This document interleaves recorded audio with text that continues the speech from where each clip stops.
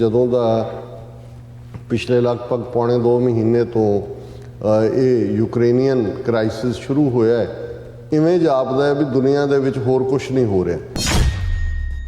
Ethiopia ਦੇ ਵਿੱਚ ਕਿਸ ਲੈਵਲ ਦੇ ਉੱਤੇ ਜਿਹਦੇ 'ਚ ਇਥੋਪੀਅਨ ਹਕੂਮਤ, ਐਰੀਟਰੀਆ ਦੀ ਹਕੂਮਤ ਜ਼ਿੰਮੇਵਾਰ ਹੈ।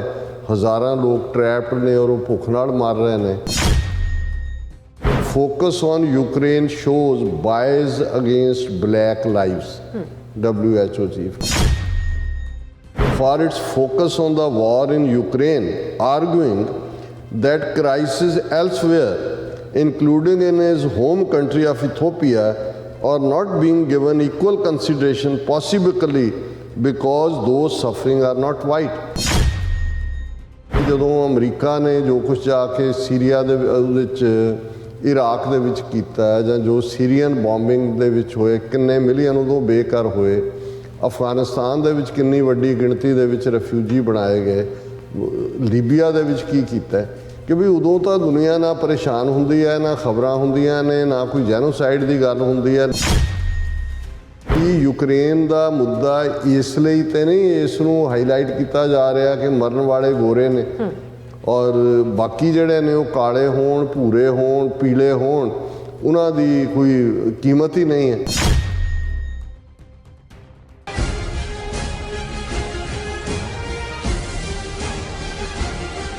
ਦਰਸ਼ਕੋ ਬ੍ਰੇਕ ਤੋਂ ਬਾਅਦ ਤੁਹਾਡਾ ਸਭ ਦਾ ਭਰਪੂਰ ਸਵਾਗਤ ਹੈ। ਸੋ ਵੀਅਰਸ, ਦੂਸਰੇ ਸੈਗਮੈਂਟ ਵਿੱਚ ਆਪਾਂ ਗੱਲਬਾਤ ਕਰਨ ਜਾ ਰਹੇ ਹਾਂ ਵਰਲਡ ਹੈਲਥ ਆਰਗੇਨਾਈਜੇਸ਼ਨ ਦੇ ਹਵਾਲੇ ਨਾਲ ਕਿ ਉਹਨਾਂ ਦੇ ਮੁਖੀ ਨੇ ਇੱਕ ਬੜਾ ਸਖਤ ਬਿਆਨ ਦਿੱਤਾ ਹੈ ਕਿ ਉਹਨਾਂ ਦਾ ਕਹਿਣਾ ਹੈ ਕਿ ਦੁਨੀਆ ਦਾ ਧਿਆਨ ਯੂਕਰੇਨ ਦੇ ਉੱਤੇ ਹੈ, ਪਰ ਇਥੋਪੀਆ ਵਿੱਚ ਜਿਹੜੀ ਹੋ ਰਹੀ ਤਬਾਹੀ ਬਾਰੇ ਕਿਸੇ ਨੂੰ ਕੋਈ ਫਿਕਰ ਨਹੀਂ ਹੈ। ਉਹਨਾਂ ਪੁੱਛਿਆ ਕਿ ਕੀ ਇਸ ਦੀ ਵਜ੍ਹਾ ਇਹ ਹੈ ਕਿ ਯੂਕਰੇਨ ਵਿੱਚ ਗੋਰੇ ਵਸਦੇ ਹਨ ਜਦੋਂ ਕਿ ਇਥੋਪੀਆ ਵਿੱਚ ਕਾਲੇ ਮਰ ਰਹੇ ਹਨ। ਸੋ ਇਸ ਬਾਰੇ ਆਪਾਂ ਗੱਲਬਾਤ ਕਰਨ ਜਾ ਰਹੇ ਹਾਂ।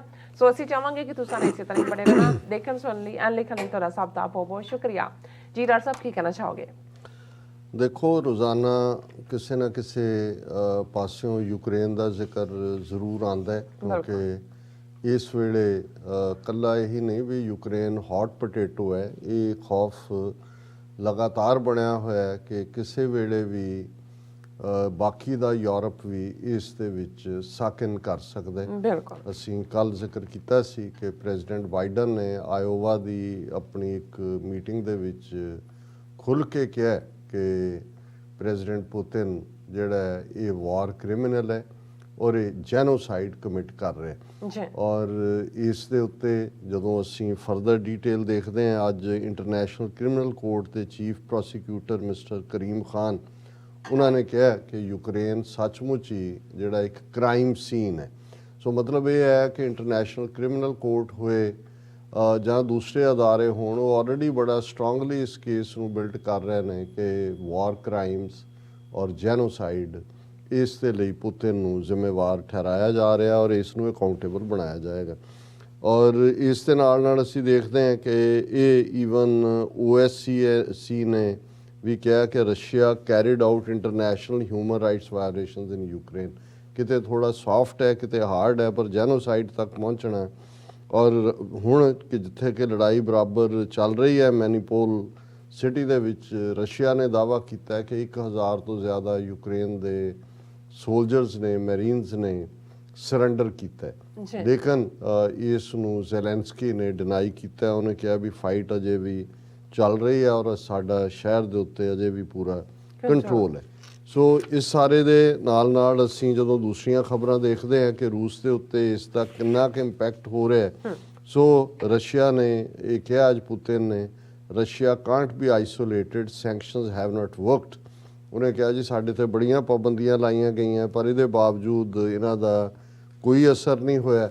ਔਰ ਦੂਸਰੇ ਪਾਸੇ ਜ਼ੈਲੈਂਸਕੀ ਲਗਾਤਾਰ ਵੈਸਟਰਨ ਪਾਵਰਸ ਨੂੰ ਔਰ ਅਮਰੀਕਾ ਨੂੰ ਕਹਿ ਰਿਹਾ ਹੈ ਕਿ ਸਾਨੂੰ ਹੋਰ ਤਾਜ਼ਾ ਜਿਹੜੇ ਲੇਟੈਸਟ ਵੈਪਨਸ ਨੇ ਉਹ ਭੇਜੋ। ਔਰ ਅੱਜ ਅਮਰੀਕਾ ਨੇ $800 ਮਿਲੀਅਨ ਦੀ ਹੋਰ ਮਿਲਟਰੀ ਏਡ ਭੇਜਣ ਦਾ ਫੈਸਲਾ ਕੀਤਾ। ਸੋ ਹੁਣ ਤੱਕ ਕੁੱਲ ਜਿਹੜਾ ਹੈ $3 ਬਿਲੀਅਨ ਅਮਰੀਕਾ ਜਿਹੜਾ ਹੈ ਉਹ ਯੂਕਰੇਨ ਨੂੰ ਮਦਦ ਦੇ ਤੌਰ 'ਤੇ ਦੇ ਚੁੱਕਾ ਹੈ। ਔਰ ਇਸ ਦੇ ਨਾਲ ਨਾਲ ਜਿਹੜਾ ਉਹਨਾਂ ਨੇ ਇਹ ਜਿਹੜਾ ਨਵਾਂ ਪੈਕੇਜ ਦੇ ਰਹੇ ਨੇ ਉਹਦੇ 'ਚ ਹੈਲੀਕਾਪਟਰਸ, ਇਹਨਾਂ ਨੂੰ ਕਿਹਾ ਵੀ new capabilities such as artillery systems and armored personnel carrier, APC ਜਿਹਨੂੰ ਕਿਹਾ ਜਾਂਦਾ, ਉਹ ਨਵੇਂ ਡਿਜ਼ਾਈਨ ਦੇ ਵਿਦ ਮੋਰ ਪਾਵਰ ਉਹਨਾਂ ਨੂੰ ਦਿੱਤੇ ਜਾ ਰਹੇ ਨੇ।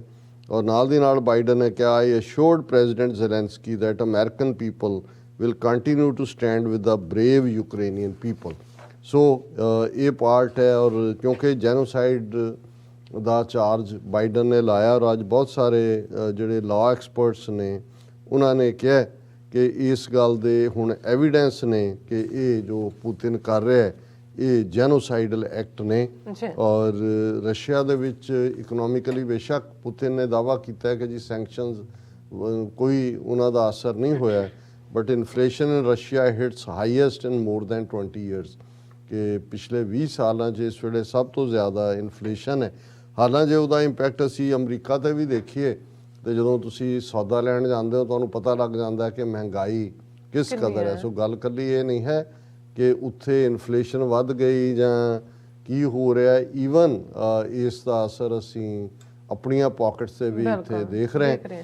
ਔਰ ਜਿਹੜਾ ਕੋਈ ਵੀ ਜਿਵੇਂ ਯੂਨਾਈਟਿਡ ਨੇਸ਼ਨ ਸੈਕਟਰੀ ਜਨਰਲ ਨੇ ਅੱਜ ਕਿਹਾ ਕਿ ਕੋਈ ਪੋਸੀਬਿਲਿਟੀ ਨਹੀਂ ਹੈ ਨੀਅਰ ਫਿਊਚਰ 'ਚ ਕਿ ਸੀਜ਼ ਫਾਇਰ ਹੋਏ। ਉਹਨੇ ਰਾਦਰ ਇਹ ਕਿਹਾ ਕਿ ਜੀ ਸਾਡਾ ਤਾਂ ਫੋਕਸ ਇਹੀ ਹੈ ਕਿ ਅਸੀਂ ਸੇਫ ਇਵੈਕੂਏਸ਼ਨ ਕਰਾ ਸਕੀਏ ਸਿਵਿਲੀਅਨਸ ਦਾ, ਕਿਉਂਕਿ ਕੋਈ ਸੰਭਾਵਨਾਵਾਂ ਨਹੀਂ ਨੇ ਸੀਜ਼ ਫਾਇਰ ਦੀਆਂ। ਹਾਲਾਂਕਿ ਜਦੋਂ ਲੜਾਈ ਦੇ ਵਿੱਚ ਕਿਸੇ ਕੋਲ ਕੋਈ ਪ੍ਰਾਈਸਡ ਕੈਚ ਹੁੰਦਾ ਤੇ ਉਹ ਸੌਦੇਬਾਜ਼ੀ ਵੀ ਕਰਦਾ ਹੈ। ਇੱਕ ਰਸ਼ੀਅਨ ਮੂਲ ਦਾ ਪੋਲੀਟੀਸ਼ੀਅਨ ਜਿਹੜਾ ਲੀਡਰ ਆਫ ਦਾ ਆਪੋਜੀਸ਼ਨ ਵੀ ਸੀ ਯੂਕਰੇਨ 'ਚ, ਮਿਸਟਰ ਵਿਕਟਰ ਵੇਦਵੇਦਚੁਕ, ਇਹ ਉਹਦਾ ਨਾਂ ਹੈ, ਰਸ਼ੀਅਨ ਨੇਮ ਇਸ ਤਰ੍ਹਾਂ ਦੇ ਹੀ ਹੁੰਦੇ ਨੇ। ਔਰ ਉਹ ਪਹਿਲਾਂ ਕੀਵ ਦੇ ਵਿੱਚ ਸੀ, ਯੂਕਰੇਨ ਦੀ ਰਾਜਧਾਨੀ। ਫਿਰ ਜਦੋਂ ਇਹ ਰਸ਼ੀਅਨ ਹਮਲਾ ਹੋਇਆ ਉੱਥੋਂ ਸਲਿੱਪ ਹੋ ਗਿਆ ਸੀ ਔਰ ਭਗੌੜਾ ਸੀ। ਔਰ ਅੱਜ ਜ਼ੈਲੈਂਸਕੀ ਨੇ ਦਾਅਵਾ ਕੀਤਾ ਹੈ ਕਿ ਮਿਸਟਰ ਵਿਕਟਰ ਉਹਨਾਂ ਦੇ ਜਿਹੜਾ ਹੁਣ ਕਬਜ਼ੇ 'ਚ ਹੈ। ਔਰ ਉਹਨਾਂ ਨੇ ਆਫਰ ਕੀਤਾ ਪੁਤਿਨ ਨੂੰ, ਕਿਉਂਕਿ ਇਹ ਮਿਸਟਰ ਵਿਕਟਰ ਕਾਫੀ ਪੁਤਿਨ ਦੇ ਨੇੜੇ ਹੈ, ਇਹਦੀ ਡਾਟਰ ਜਿਹੜੀ ਹੈ ਉਸ ਦਾ ਗੋਡਫਾਦਰ ਵੀ ਬਣਿਆ ਪੁਤਿਨ, ਔਰ ਇਹ ਰਸ਼ੀਅਨ ਇੰਟਰਸਟ ਨੂੰ ਪ੍ਰੋਟੈਕਟ ਕਰਦਾ ਸੀ ਬਹੁਤ ਸਾਰਾ ਵਿਦਨ ਯੂਕਰੇਨ 'ਚ ਹੁੰਦੇ ਆ।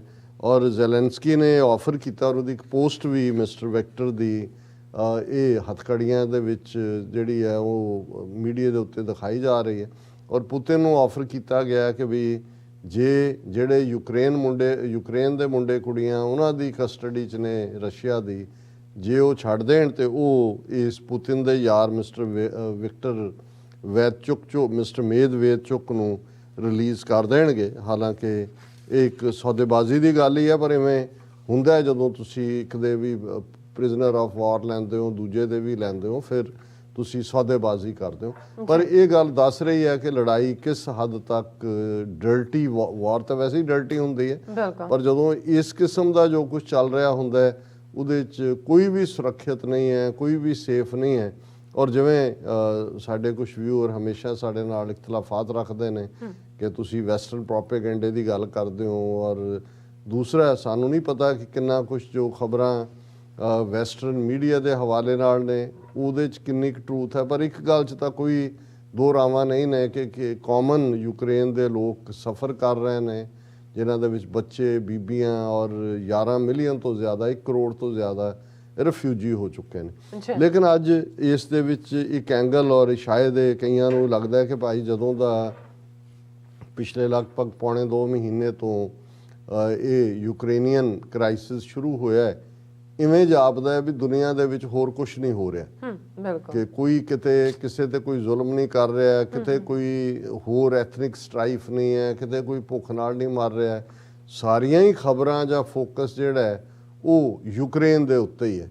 ਫਿਰ ਇਹ ਵੀ ਸਵਾਲ ਪੁੱਛਿਆ ਜਾ ਰਿਹਾ, ਕਿਉਂਕਿ ਇਹ ਤਾਂ ਅਸੀਂ ਵੀ ਡਿਸਕਸ ਕੀਤਾ ਹੈ ਕਿ ਅਫਗਾਨਿਸਤਾਨ ਦਾ ਕ੍ਰਾਈਸਿਸ, ਜਦੋਂ ਕਿ UN ਨੇ ਉਸ ਤੋਂ ਪਹਿਲਾਂ ਇਹ ਕਿਹਾ ਸੀ ਕਿ ਭਾਈ ਉੱਥੇ ਕਿਵੇਂ ਸਟਾਰਵੇਸ਼ਨ ਤੱਕ, ਤੁਸੀਂ ਦੇਖੋਗੇ ਕਿ ਅਫਗਾਨਿਸਤਾਨ ਖਬਰਾਂ 'ਚੋਂ ਗਾਇਬ ਹੋ ਗਿਆ। ਲੇਕਿਨ ਇਹਦਾ ਮੈਨੂੰ ਵੀ ਨਹੀਂ ਸੀ ਪਤਾ ਕਿ ਇਥੋਪੀਆ ਦੇ ਵਿੱਚ ਕਿਸ ਲੈਵਲ ਦੇ ਉੱਤੇ ਜਿਹੜਾ ਜਿਹਦੇ 'ਚ ਇਥੋਪੀਅਨ ਹਕੂਮਤ, ਐਰੀਟੋਰੀਆ ਦੀ ਹਕੂਮਤ ਜ਼ਿੰਮੇਵਾਰ ਹੈ, ਹਜ਼ਾਰਾਂ ਲੋਕ ਟਰੈਪਡ ਨੇ ਔਰ ਉਹ ਭੁੱਖ ਨਾਲ ਮਰ ਰਹੇ ਨੇ।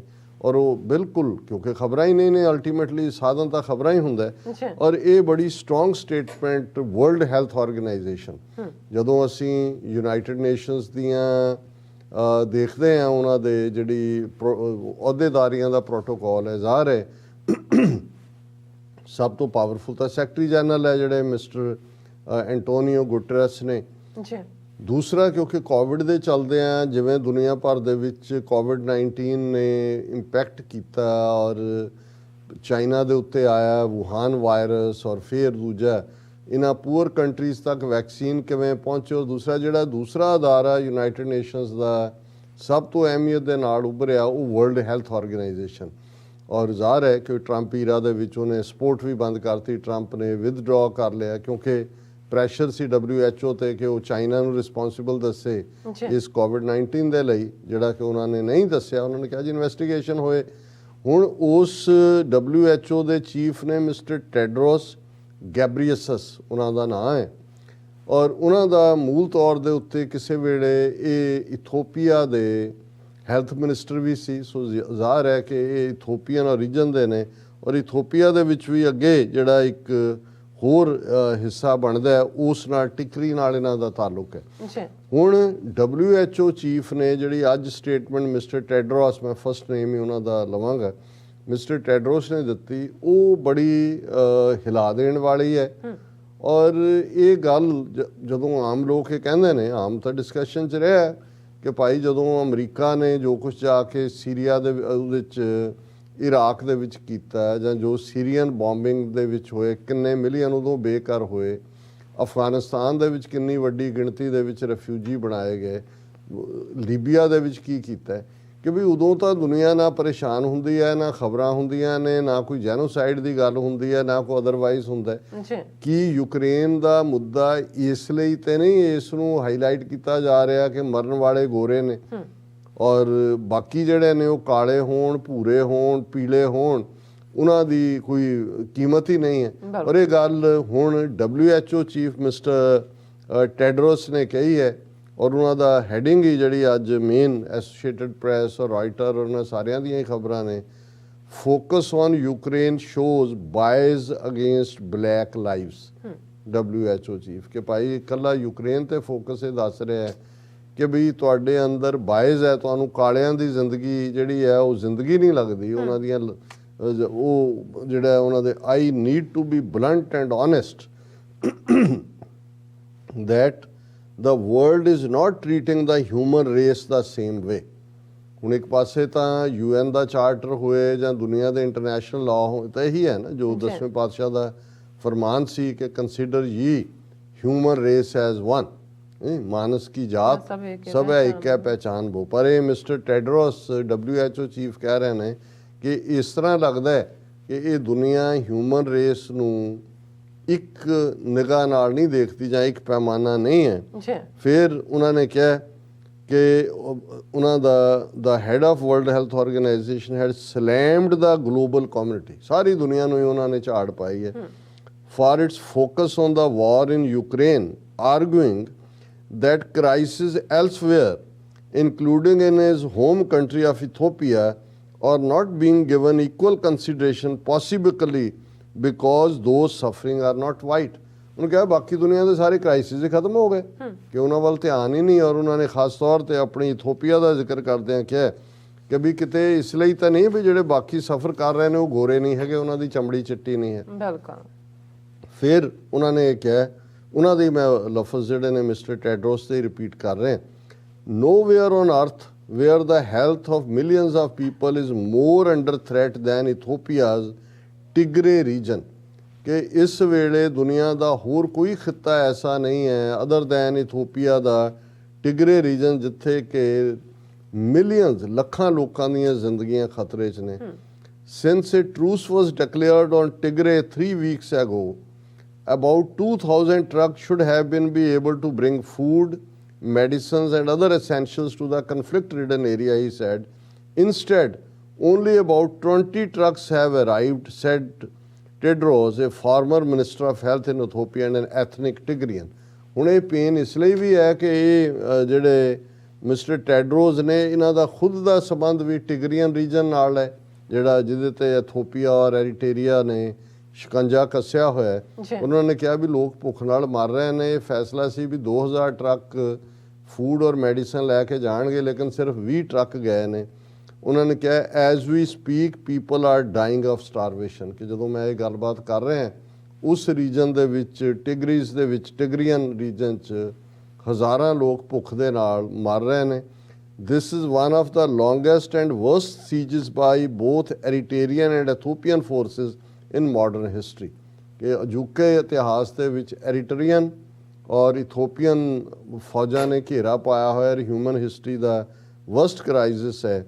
ਔਰ ਉਹਨਾਂ ਨੇ ਕਿਹਾ ਵੀ ਠੀਕ ਹੈ, he acknowledge that war in Ukraine is globally significant but asked if other crisis are being accorded enough attention. ਉਹਨਾਂ ਨੇ ਕਿਹਾ ਜੀ ਠੀਕ ਹੈ, ਵਾਕਈ ਇਹ ਇੰਪੋਰਟੈਂਟ ਹੈ ਯੂਕਰੇਨ, ਪਰ ਕੀ ਬਾਕੀ ਕ੍ਰਾਈਸਿਸ ਜਿਹੜੇ ਨੇ ਇਹ ਇਹਨਾਂ ਦੀ ਕੋਈ ਅਹਿਮੀਅਤ ਨਹੀਂ ਹੈ। ਸੋ ਮੈਂ ਸਮਝਦਾ ਵੀ ਇਹ WHO ਦੇ ਚੀਫ ਵੱਲੋਂ ਆਮ ਲੋਕਾਂ 'ਚ ਤਾਂ ਚਰਚਾ ਹੈ, ਆਉਣ ਦਾ ਮਤਲਬ ਇਹ ਹੀ ਹੈ ਕਿ ਇਸ ਗੱਲ ਨੂੰ ਫੇਰ ਡਿਊ ਵੇਟ ਮਿਲਦਾ ਹੈ ਕਿ ਭਾਈ ਤੁਹਾਨੂੰ ਹੋਰ ਕੋਈ ਮੈਟਰ ਨਹੀਂ ਕਰਦਾ ਹੈ, ਕਿਉਂਕਿ ਯੂਰਪ ਵਾਈਟ ਮੈਨਸ ਕੰਟੀਨੈਂਟ ਹੈ, ਯੂਕਰੇਨ 'ਚ ਵੀ ਮਰਨ ਵਾਲੇ ਜਾਂ ਹਮਲਾਵਰ ਵੀ ਉਹੀ ਰਸ਼ੀਅਨ ਨੇ ਜਿਹੜੇ ਵਾਈਟ ਰੇਸ ਹੈ, ਤੇ ਉਹਦੇ ਤੇ ਸਾਰਾ ਧਿਆਨ ਫੋਕਸ ਰਿਸੋਰਸਿਸ ਦੂਜੇ ਨੇ, ਔਰ ਬਾਕੀ ਜਿਹੜਾ ਹਿਊਮਨ ਬੀਇੰਗਸ ਨੇ ਉਹ ਉਸ ਇੰਪੋਰਟੈਂਸ ਤੇ ਨਹੀਂ ਨੇ।